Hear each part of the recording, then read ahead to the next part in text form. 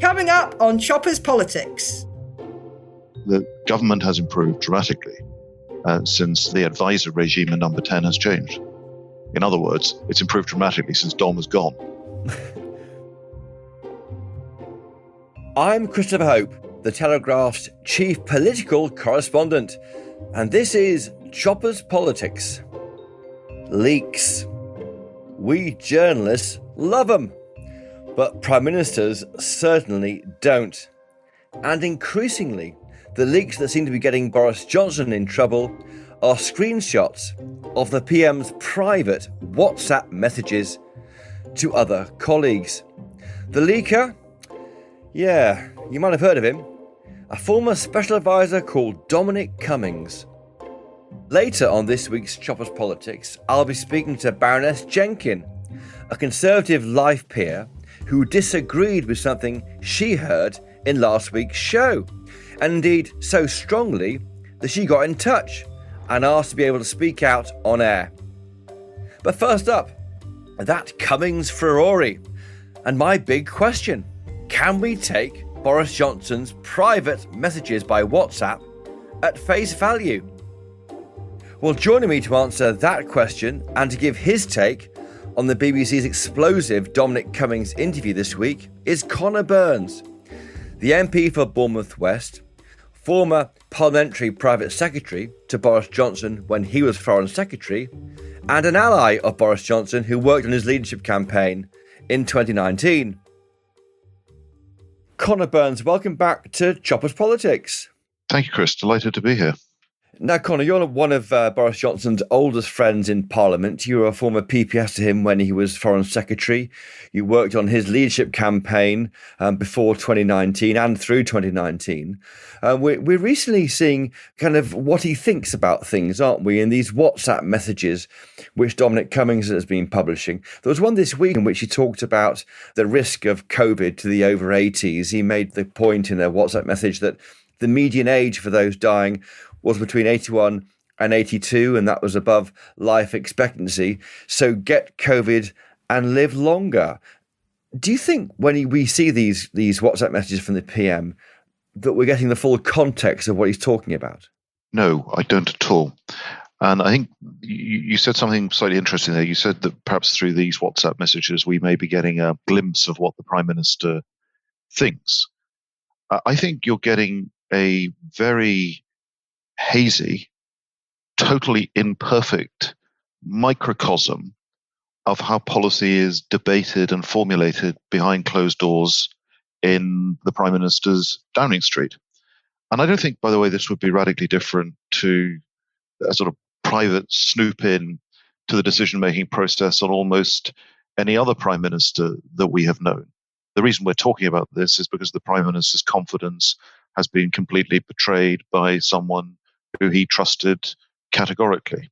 But no, I think you're seeing how prime ministers, and this prime minister in particular, sometimes challenges groupthink, adopts a position perhaps even contrary to one he absolutely holds in order to test the firmness of the foundations of the propositions that have been put to him. So it was a challenge to groupthink. He's not a cruel person. I've met him several times, and that's pretty clear. He's just trying to challenge the way people are thinking about risk, I suppose, in a clumsy form of a WhatsApp message. I think that's right. And I think the thing that we saw it also, by the way, with Mrs. Thatcher very clearly. Remember, she used to often refer to the government that she led as they. She often acted as though she was both Prime Minister and leader of the opposition at the same time. And I think because the world around the Prime Minister is so small, because the number of people with access is so limited, the Prime Ministers sometimes do have to act as the testers of the information that's been put to them. And one way to do that is to adopt contrary positions to see how rigorously other cabinet members have thought through and challenged and tested the ideas perhaps that their departments have put to them and that they then put to Downing Street.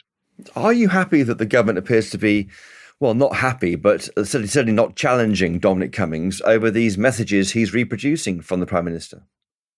I was reflecting the other day. Do you remember when Geoffrey Howe delivered that visceral resignation statement after he resigned from government in the Commons?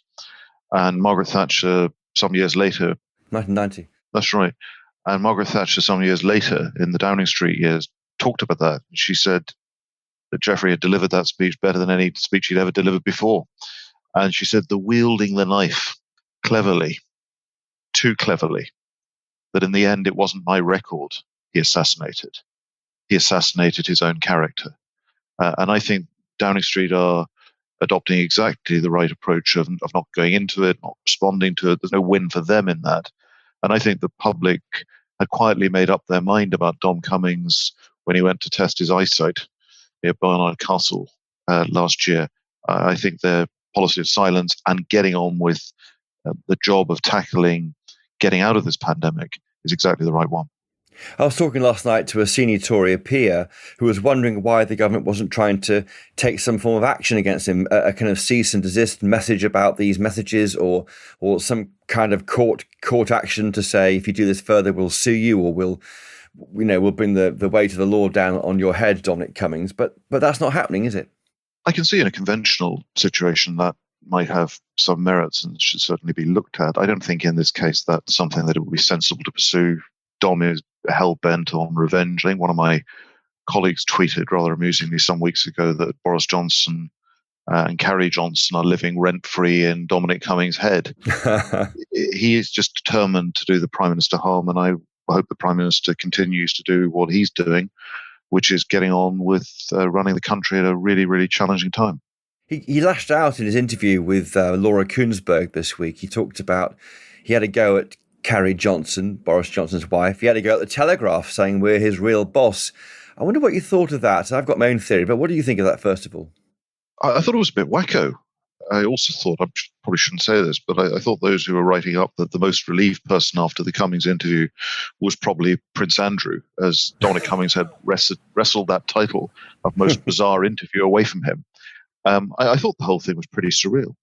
I mean, it struck me that he had to go at the Telegraph and Carrie Johnson, possibly because those were two individuals, or two, we're a company and Carrie's a person, but who Dominic Cummings couldn't control. He was worried that these two sources were being listened to by the PM, and Dominic Cummings was not in the way of that conversation. I wonder if that's why he singled out Telegraph and Carrie Johnson. I wonder if one is doing ourselves a disservice, actually, by trying to rationalize this. I mean, this is a guy who thought, like, the day after or days after the Prime Minister won the biggest landslide majority for the Conservative Party since 1987, since Margaret Thatcher's third victory, about getting rid of the Prime Minister. This is a man who talks about the democratization of the civil service and the British state, who, as an unelected advisor, wanted to get rid of the guy who just won the general election. By the way, I do find the criticisms of Carrie absolutely just obscene. She can't answer back. She is effectively a private citizen. She's the Prime Minister's wife. But when I see them together, I see two people who care very deeply, love one another very deeply. I don't recognize this sort of Lady Macbeth figure that Dominic Cummings seems to constantly conjure up. But Conor, did you believe the idea that there is a cadre of officials trying to force out the PM, literally, or thinking about it anyway, weeks after the election campaign? I mean, you were part of the government then. Did you see evidence of this? No, I mean, I saw evidence of how the way Dominic Cummings exercised his role as Downing Street Chief of Staff made the jobs of many ministers more difficult than they needed to be. So, for example, when I was International Trade Minister, it was insisted that he, Downing Street, had sign off on all ministerial overseas travel.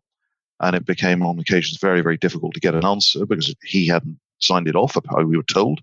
And there were occasions where we had trips planned to promote Britain abroad in different parts of the world where the permission was either denied at the last minute or didn't come through in time and had to be cancelled. I think, as a backbench observer currently, but still friends with many, many ministers, I think the government has improved dramatically since the advisor regime in number 10 has changed. In other words, it's improved dramatically since Dom has gone. Thank you for being quite clear about that. You're an old friend of Boris Johnson. You know what makes him tick. Did you warn him about the dangers of bringing Dominic Cummings, a campaigner and a brilliant campaigner, let's be honest about that, in from the cold into government in July 2019? Well, funnily enough, no, I didn't, and I knew about Why not? I'll tell you why. And I'm very clear on this. So one's got to be fair on this sort of stuff. I think if you remember back to the position we were in when we didn't have a majority, when we had the confidence and supply arrangement with the DUP, where Mr. Bercow had basically handed the function of the executive to the legislature. We had anti-democrats like Dominic Grieve on a daily basis trying to use every trick in the book to reverse the decision the British people freely took in a referendum in 2016. I felt, and I still feel, that Dominic Cummings played an essential and possibly irreplaceable role in both the delivering of the Leave vote by his strategic thinking, by the tactics deployed by the Prime Minister on his advice in the run-up to the 2019 election, and his clear-sighted sloganizing, the framing of the choice facing the British people in December 2019. I think he played a significant role in helping the Prime Minister, who is the great communicator of our age, deliver that historic victory in December 19. I think Dominic's skills and style and ability was possibly uniquely suited to those moments. But what it was not suited to do was to help a government deliver a manifesto over a 5-year parliament and the rather boring but deeply essential task of driving legislation and driving your programme through parliament to implementation in the country. That's a very fair analysis. And in fact, I know of friends of Jeremy Hunt who think that really what Britain needed in 2019 was Boris Johnson and Dominic Cummings. They needed this kind of berserker way of approaching the European Union to get the deal that got us out, because I'm not sure of the skill set that Jeremy Hunt had, which are many, but may not have suited the unique circumstances which Britain found itself in summer 2019. I think that's absolutely right. And I think, and I said to some colleagues, look, Boris is very much on the One Nation wing of the Conservative Party. I still identify economically on the Thatcherite wing of the Conservative Party. And I said to some colleagues, it actually helped persuade some colleagues to support Boris, that if we were dealing with a mid-term transition with a 60-seat majority and looking healthy in the polls, then Boris mightn't be your ideal candidate. Boris was, my judgment, I think my judgment was proved to be broadly correct, was the only person available to us to pull ourselves and Britain out of the enormous hole that we got ourselves into. I think only he had the chutzpah, the personality, the charisma, and the sheer nerve, actually, to pull it off. And he did. Just finally on Dominic Cummings, is this the last we'll see of him? I mean, he wants to try and start a political movement to overhaul Labour or the Tories or the Lib Dems or someone else. I doubt it's the last we'll hear of him. I think he likes algorithms and all that. I think he's in these attacks. He is operating to the law of diminishing returns. When they say that revenge is a dish served cold, this is revenge served on loop. I think the impact will lessen. When he did that Laura Kuenssberg interview, I have to tell you, in the tea room the following day, nobody even mentioned it. No, and perhaps this may be the last we hear from Dominic Cummings on this podcast. Do you think he would have thought of you as a moron, by the way? I think when I met him, he may have thought I was a moron. I don't know. I don't know. If he did, I would wear it as a badge of honour. Now, Conor Burns, a different tack altogether now, but Brexit linked, so Dominic Cummings themed, maybe. We heard this week, didn't we, how the UK has now said it's ready to pull out of the Northern Ireland Protocol because of the way it's been implemented by the European Union. Is this the right thing, you think, from Lord Frost and both Brandon Lewis this week? Well, look, I think, because I take a deep interest, as you know, in Northern Ireland. I'm from there. I'm a Catholic. I'm a Unionist. I care very deeply about Northern Ireland and her place in the Union. I also care passionately that Northern Ireland doesn't slip back to the violence and division that characterised the time that I spent the early years of my life there. But look, it is very clear that the protocol is not working as it was intended. The Belfast Good Friday Agreement, in its very beginning, recognises the place of Northern Ireland's status as part of the United Kingdom, and there can be no change in that status save for the consent of the people of Northern Ireland. It is clear that the protocol, and this is the important point, the protocol as currently being implemented is de facto changing the economic and trading status of Northern Ireland as a part of the UK.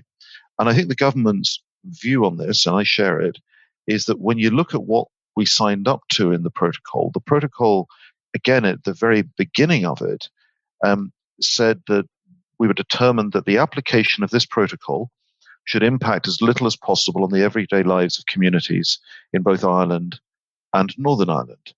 And it said, having regard to the importance of maintaining the integral place of Northern Ireland in the United Kingdom's internal market. The protocol respects the essential state functions and territorial integrity of the United Kingdom. Now, Tesco ready meals destined for the Tesco Express on the Cave Hill Road in Belfast are clearly not putting the single market at risk. So there needs to be proportionality in the checks that are taking place. That's not happening. And I think the government saying that we could trigger the suspension, the collapse of the protocol, but we don't want to do that. We want to engage with the EU to find workable, sustainable solutions that make the unique position of Northern Ireland sharing an island territory with a member state of the EU. We want to make it work, but there's got to be give, there's got to be compromise. And if they are serious, and there is to believe they're not, that they recognise the unique challenges of Northern Ireland in terms of sectarian division, polarised politics, the mandated power sharing, they will work with us over the summer to get us the changes that are necessary to make this work for both sides on a sustainable long-term basis. Except, Conor Burns, the European Union has said it won't renegotiate the Northern Ireland Protocol. It is what it is. It wants it to be applied properly. That's its position. So where will this end? Well, we've made our position very clear. We are tabling practical suggestions as to how there can be amendments made to the protocol to make it more sustainable, durable, and the critical point here, Chris, I think the word is tolerable to the people of Northern Ireland. And I want to see a situation where we wrest the debate about the protocol out of sectarian divisions and back to how we facilitate frictionless free trade at our borders. But Conor, forgive me for interrupting you. If I can, just challenge you on what happens next, because if they're not going to negotiate, we then get to September the 30th, which is the end point of the current extension on allowing things to flow freely between GB and Northern Ireland. Then what? Do we walk away? If there is no movement, I think the logical position as set out by the government, by Lord Frost and the Northern Ireland Secretary yesterday, is we would trigger Article 16. That would be a suboptimal position for the United Kingdom, for the European Union, and indeed for the government of the Irish Republic. And I have said this privately and publicly before. The reality is we have left. And I understand what Leo Varadkar and Simon Coveney did during the process when we were negotiating our departure. They thought it was a terrible error on our part. They thought it was dangerous for the position of the Irish Republic, and they sought to influence the EU to have the softest possible Brexit enforced on the UK. The reality is we've gone. The bloke who led the referendum result has delivered an 80-seat majority, and we are not going anywhere for some time. But the other reality is we still share an island, and it will be deeply damaging both for Ireland, Northern Ireland, and the UK if we can't find the necessary compromises to make this work on a sustainable basis. Chris, a lot of people who are talking about this don't understand Northern Ireland, don't feel for Northern Ireland. This is not like any other part of the UK. The tensions there are immense. The language is so nuanced. When we have got people who really probably aren't that au fait with the detail of the protocol taking to the streets and throwing stones and bottles and petrol bombs because of their fear that the protocol as it's currently being implemented is shaking at the gates of their unionism, we've got a serious problem on our hands, and we should not underestimate how quickly Northern Ireland could slide backwards if we don't get that right. And the EU have I think, a moral obligation. They keep telling us how much they want to preserve and protect and sustain the Belfast Good Friday agreements and the albeit imperfect peace that followed from those. Now is the time for them to step up in the next few months to make that language a reality. Conor Burns, just finally, will the Northern Ireland Protocol be in force this time next year? I hope and expect the Northern Ireland Protocol will not be in force and effect in the way it is currently being implemented and is currently drafted. I hope it will be refined, tweaked, amended, improved, and that we will have a better document with more realistic and pragmatic enforcement of checks of goods at our borders that allows all sides in Northern Ireland to accept a more workable compromise that is in the interests of all our citizens in all parts of these islands. Conor Burns, former Minister of State for Trade Policy, MP for Bournemouth West, and a close friend of Boris Johnson. Thank you for joining us this week on Choppers Politics. Thank you. Thank you very much. Right, don't go anywhere. In just one moment, I'll be talking to Baroness Jenkin, Anne Jenkin, a woman who spent much of her working life in politics championing women and helping them get on the ladder in the Tory party. But she's been telling us about why she feels women are being silenced in the transgender debate. Right after this.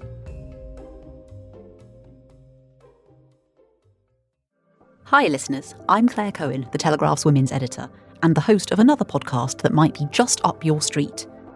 Even saying that gives me imposter syndrome. But that's what the show's all about. If you've ever had that niggling feeling that you don't belong in the room, that you feel a bit like a fraud and could be found out at any moment, this one's for you. Over 6 episodes on my podcast Imposters, I meet a woman at the top of her game and find out how she defeated self-doubt to get there. I've been conditioned to think that I should be at the bottom of the hierarchy ladder, and therefore it's a miracle that I'm even where I am. Let's give myself credit for that. I'm not someone who walks into a room with entitlement. I never have. You can either choose to live in fear, or you can think, how can I make the best of today? And that's a conscious choice. You can find it by clicking on the link in the episode description or search Imposters wherever you're listening to this.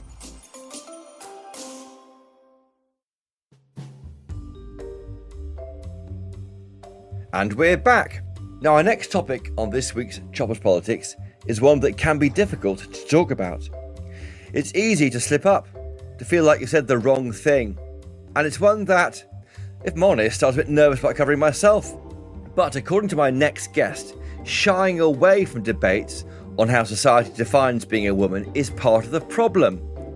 And that is dangerous for women. Last week, legendary American pollster Frank Luntz told this show that too much time was being spent on the trans debate. And Baroness Jenkin, founder of Women to Win, a pressure group promoting the election of more female Tory MPs, was listening. So Anne Jenkin got in touch to tell us what was on her mind. I just felt he hadn't really understood it. I mean, to be honest, before we get any further, let's have a listen to what he said. It is not just divisive, but you are spending time on something that is so less impactful for over 95% of the country that I see it as a painful, unnecessary distraction from what needs to be addressed, what needs to be fixed, and what needs to be discussed as we come out of COVID. So, Anne Jenkin, you heard that Frank Luntz saying that the trans debate is unnecessary distraction. It's painful. Well, it certainly is painful. Is he wrong?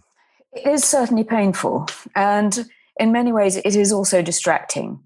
But the reason I got in touch with you is that I would have said exactly the same thing as him a couple of months ago even. But a few things sort of woken me up to realize that it is important and that people in public life have to step up and get engaged in this debate. Frankly, I'd much rather be hiding under my duvet. Mm. But the two things, both his podcast with you last week and a conversation I heard with a woman who'd had a terrible experience, which I will describe in a second, made me want to say that I'm a woman in public life who has to say what I think. So my journey basically has been, I vaguely noticed when J.K. Rowling had what appeared to be what was billed as a very controversial conversation, which, and I hope you don't mind me quoting a little bit of it, which says, if sex isn't real, there's no same-sex attraction. If sex isn't real, the lived reality of women globally is erased. And then she says a little bit like, I'll march with you if you were discriminated against on the basis of being trans, but at the same time, my life has been shaped by being female. I do not believe it's hateful to say so. Now, she said a lot of other things too, but none of it appeared to me to be controversial at all. I mean, she was just expressing how she felt, how she thought, which wouldn't have been, a couple of years ago would have been fine. But yet there was this huge pylon on her. And then subsequently, there've been quite a few other things. There've been Suzanne Moore's cancellation at The Guardian and moved to your paper, Chris. There have been other journalists. I mean, I always read Janice Turner, who I think makes good sense. Germaine Greer, for goodness sake, was cancelled for saying that women are women. More recently, and I think a lot of women have, in particular, woke up to the issue by the trans woman athlete for New Zealand who is going to be participating in the Olympics as a weightlifter, and thereby, having been through puberty as a man, as a boy, has a completely different body, and it doesn't feel like a level playing field. And added to that, most recently, there was the cancellation of Jess de Waal, who is an artist who, because she had written a blog years ago, again, I read the blog, it seemed to me completely straightforward and commonsensical, and yet she was, her work was stopped being sold in the Royal Academy. And I think all of these things have woken up more people than just me to say, hang on a minute, this is not a level playing field for women. And then underneath it, there is a lot of, when you start digging about in the undergrowth, and I'm only, starting my journey too, the elements that affect children and prisons and psychiatric wards and sports and so on. But anyway, so all of those things have made me feel it's my turn to speak up and say something, even though I am expecting it not to be very pleasant when this podcast comes out and the article comes out. I should probably fill readers in on your background. Now, you and your husband, Sir Bernard Jenkin, a well-known Tory MP, you've been a long-time supporter of gay rights. Your family's been involved in that movement. Your father-in-law, Bernard's father, Patrick Jenkin, who I knew, was labelled hero of the equal marriage debate by Pink News when he died in 2016. Your family was nominated for Stonewall Politician of the Year award in 2013. And Bernard was one of the few Tory MPs to support the reduction of the age of consent for gay men all the way back in 1994. So in terms of the Conservative Party, you sit on the left in terms of these areas of gay marriage and gay rights and the rest. So for you to say you kind of are worried about the trans debate is quite something. Yes, I wouldn't call it the left, Chris. You might call it a liberal wing. But I mean, I very much believe, and increasingly believe, really, that people should be free to live however they want to live and whatever they want to call themselves. But just to go into the trans in a little greater detail, there are, according to the statistics, and it's very hard to find because, of course, when you can self-identify as a different gender or whatever, there are about 5,000 people who have had the gender recognition certificate. There are the government estimates it between 200 and 500,000. Stonewall estimated about 600,000 people who identify as trans. About 97% of those mostly trans women, have not had any modification to their sex. So they can self-identify as a trans woman, but they still have a penis, basically. Now, this is causing a lot of concern and increasing concern in places like refuges. There are some going into women's prisons. And I just would like to tell you the story of the woman who was on the call earlier last week, who was in a psychiatric ward because she thought she was going to be killed by her husband and other men. And she was in a bay with an 18-year-old who'd been very badly sexually abused at home and another 22-year-old who had some other issues. And into the bay came a male-bodied trans woman who exposed himself to these very vulnerable women. I mean, she was crying all the way through this story. And it is her story that has made me really basically come forward.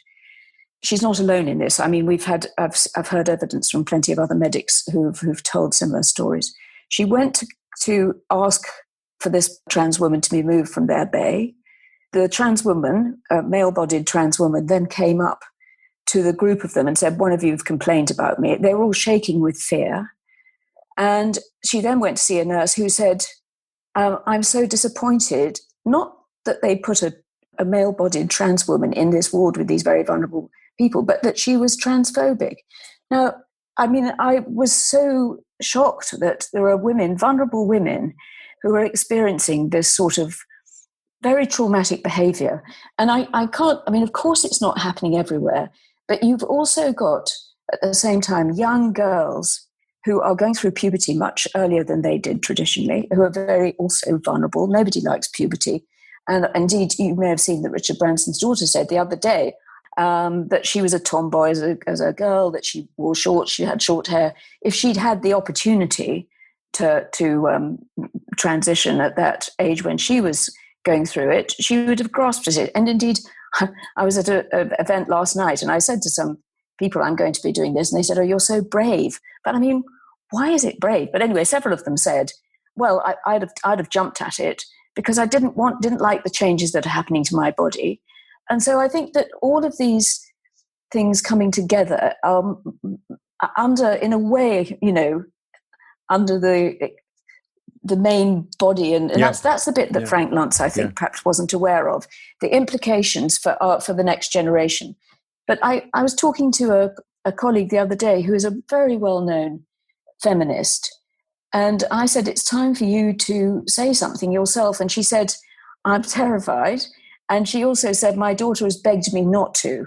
And it's that climate of fear, I think, that we have to address. Why is there this climate of fear then? Is it because if anyone tries to get involved on either side, they just get a Twitter pylon, to use the vernacular? It has become a Twitter pylon, and I shall probably turn mine off, or certainly not look at it when this comes out. But it's odd. It's the Twitter pylon, and I look at other people who've had it and the comments and so on, seem to mostly come from men, not exclusively. A lot of them say in their Twitter feed things like pleasant to a fault, and then go on to say TERFs and transphobes are nothing more than savage, thick as pigs, abnormal, defective animals. Each and every one of them are scum. And then, you know, their Twitter feed says love, not hate. They are barely sentient, wearing barely passable monkey suits. Now, these are people who have quite a large following. Who are you quoting from in those I'm quoting from people, I would rather not say who they are, but they're trans activists who terrify people who speak out on these issues. And I mean, I understand that women themselves, of course, are also becoming increasingly concerned, and probably, you know, similar on the other side. But it's because they feel abandoned and they feel that women's rights are under threat.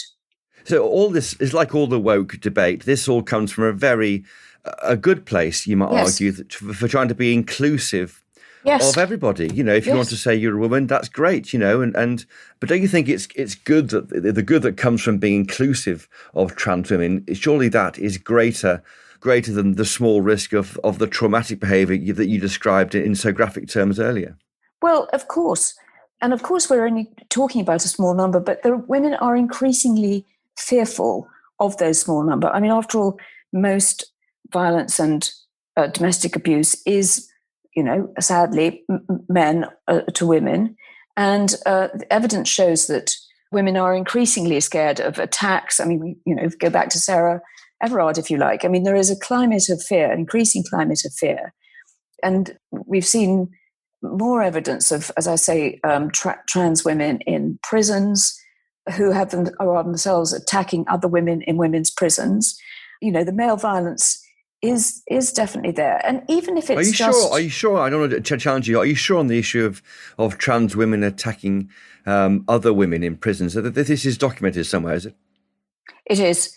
I haven't got it to my actual hands, but I can send it to you and I'll show it to you. It is there.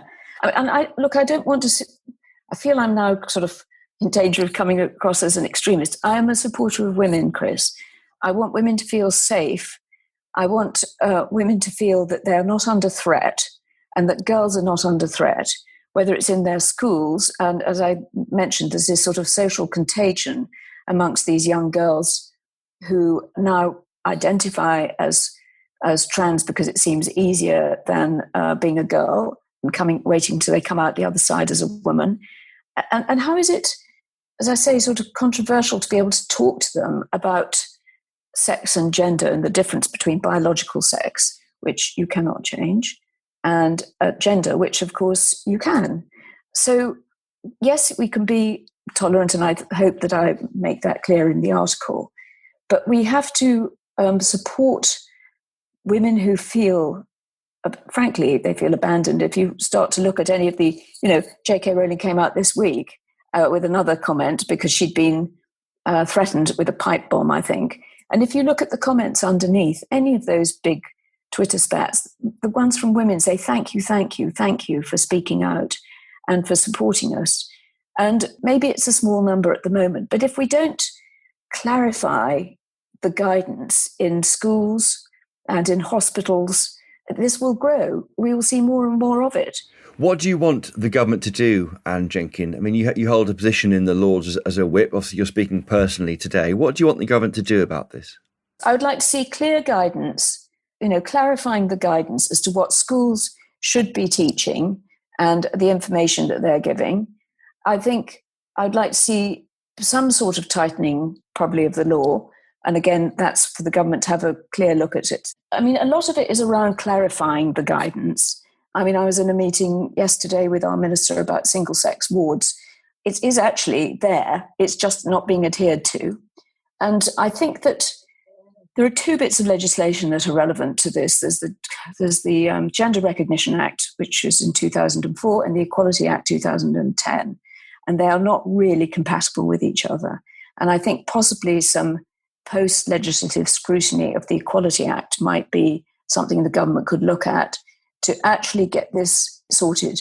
I mean, you will have seen there was some consideration to allowing people to self-identify with no certificate, with no going to a doctor, with nothing. And that is not going to go ahead. But the reality is that a lot of self-identification is going on in different sectors and different parts of the public sector. And as I say, in addition to things like sport, it's just making girls give up competitive sport before they even really get going. It's part of the problem when you have public bodies not using the term women and girls, but people. I think language is important. And I think women are confused and concerned by the increasing use of things like wordings like chest feeders and menstruators. And I mean, we had to fight pretty hard to get the word mother into the bill that allowed Suella Braverman to take her maternity leave. Why was that? It seemed crazy, I thought, at the time. Well, I think it goes back to originally wanting to have gender neutral language, because everything traditionally, of course, had been around, assuming that everybody in politics and at the top of the tree was male. And so the original move to gender neutral language was obviously the right thing to do. Yeah. But she was the first woman in the cabinet ever to give birth, which is why we needed the legislation to do it. But I think it had become so sort of stuck that unsticking it was hard. Look, I'm just dipping my toe into this in a slightly anxious way. And there are many more experts who are being, braver than me and who will have better solutions. I just feel we should be allowed to talk about it as an issue, as women, and with a bit of male support, without feeling that we are intimidated in doing so. And that's more a comment on social media and cancel culture as much as anything else, isn't it? It is. In a sense, Anne Jenkin, are we almost proving Frank Luntz right by having this debate about the trans issue? I mean, his point is it's a debate which the media and political classes spend a lot of time thinking about, but most people don't really come across in their everyday life as being a big debate. Well, they don't yet. But if you are a parent of a girl in a school, I think, your girls are a bit too probably grown up for it, Chris, but you will be seeing this. You will see the idea that you don't have to be a girl. It's particularly girls at the other end. And you will be, as parents and grandparents, you will be beginning to see this. And it's not just, a metropolitan London thing. I've heard it from parents everywhere that their children are coming back with literature that they're being taught. They're being told that they have to decide what their sexual orientation is at a very young age. And there is a sort of misinformation or under the radar information, which is concerning a lot of parents. So yes, of course, it doesn't affect me in my life, and I'm not in a women's prison, and I hope to never be in a women's refuge. And I'm certainly not going to be playing competitive women's sport. But it's coming, Chris. It feels like it's coming, and we have to look at it now. So, Anne Jenkin, I suppose it comes down to one question. In your view, do women have to have vaginas? It seems extraordinary you're even asking me that question, Chris, really. But, Liz Truss said it fairly recently, and there was a sort of pile-on for saying women have vaginas. Women all have a biological sex. That's the reality of it. And, I saw in Jess Phillips's interview the other day, she was being very supportive of some trans women who said they wished that they had periods. Yeah, maybe. Actually, women's health issues are not all that great. And it seems to be one of the advantages of not being a woman is not to have periods, and certainly not to have bad ones. But the reality is that we are biologically different. And there's nothing, we can change gender, we can want to identify with different genders, but we are biologically born male or female, and that's the reality of it. So I think, just as I said, Chris, we need to ensure we're doing the right thing by everybody, and some voices are not being heard and some groups are being overlooked, and I hope that this podcast will help that some of those groups don't feel so overlooked as they are at the moment, notably women. Well, Anne Jenkin, Baroness Jenkin, thank you for joining us this week on a very thought-provoking edition of Choppers Politics, and we'll put a link to Anne's article in the Telegraph on Friday into the show notes so listeners can read it and make their own conclusions from it. Thank you. Thank you. Thank you, Chris. Well, that's all for this week. If you enjoyed this show, I would so appreciate it if you could take 2 minutes out of your time to leave us a 5-star rating and a review on Apple Podcasts. It really helps other people find Choppers Politics amongst the myriad of politics podcasts out there. And don't forget to follow the show there or on whichever podcast app you use, so you will never miss an episode. You can get in touch by emailing on chopperspolitics@telegraph.co.uk or find us on Twitter. We're at Choppers Podcast. Thank you again to my guests, Connor Burns and Baroness Jenkin, of course. And thank you to my producers, Theo Luludis and Elliot Lampitt. But most importantly of all, thank you to you for listening. And if you can, please do buy a copy of the Daily Telegraph newspaper. You won't regret it. Until next time, though, cheerio!